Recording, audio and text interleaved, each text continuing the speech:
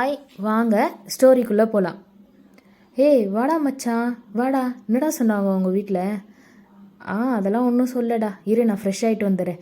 டேய் அப்புறமா ஃப்ரெஷ் ஆகலாம்டா, உட்காரடா. டேய் குளிச்சுட்டு வந்துடுறேன்டா.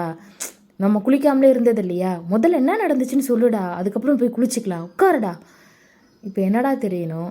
அவள் என்னடா சொன்னா? உன்னை பிடிச்சிருக்குண்ணா? ஆமாம். ஆமாவா?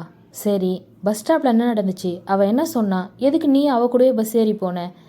அதுவா, நீ ஏன் உண்மையை சொல்லன்னு கேட்டேன். உண்மையை சொன்னால் உன்னை தான் காலேஜ் விட்டு அனுப்பிடுவாங்களே, அப்புறம் நான் உன் மூஞ்ச பார்க்காம எப்படி இருக்கிறதுன்னு சொல்லிட்டு அவள் பாட்டுன்னு போய் பஸ் ஏறிட்டாடா. எனக்கு என்ன பண்ணுறதுனே தெரியல. அவள் போகிறேன்னு சொல்லிட்டு பஸ்ஸில் தான்டா ஏறினா. அதுவே என்னால் ஏற்றுக்க முடியல. அவள் என்னை விட்டு போகிறா அப்படின்றது யோசிக்கவே முடியல மச்சி. கண்ணெல்லாம் இருட்டிடுச்சு. வேறு எதுவுமே தோணல. அதான் நானும் கிளம்பி அவள் கூடவே போயிட்டேன். சொல்லிட்டு போனலாம் தோணல மச்சி. சரி, அப்புறம் வேறு என்ன சொன்னா அவள் பஸ்ஸில்? நான் போய் கேட்டுகிட்டே இருந்தேன், ஏன் என்னை பார்க்காம இருக்க முடியாது அப்படின்னு. எனக்கு ஒன்று பிடிச்சிருக்குடான்னு டக்குன்னு கோவமாக சொல்லிட்டா. அப்புறம் என்னாச்சு? அப்புறம் என்ன, தூங்கிட்டோம் ரெண்டு பேரும் பஸ்லேயே. அதுக்கப்புறம் சென்னை வந்ததும் எழுப்புனா. அவங்க அப்பா இருந்தார், பிக்கப் பண்ணிட்டு போனார். வீட்டுக்கு போயிட்டு அவள் ரூம்குள்ளே போனேன் மச்சி. செம்ம அழகாக இருந்துச்சு. அவ்வளோ ஃபோட்டோஸ் தெரியுமா, அவளோட ஃபோட்டோஸு எல்லாமே அவ்வளோ அழகாக இருந்துச்சு. ஆனால் அங்கே ஒரு ஃபோட்டோவில் எனக்கு ஒரு ஷாக் வந்தது பாரு, அவ்வளோதான். ஏன், என்னாச்சு? அவள் ஃபோட்டோ பின்னாடி என்னோடய ஃபோட்டோ இருக்கு மச்சி. அதுவும் எப்போ எடுத்த ஃபோட்டோ? நான் 11th படிக்கும்போது எடுத்த ஒரு ஃபோட்டோ.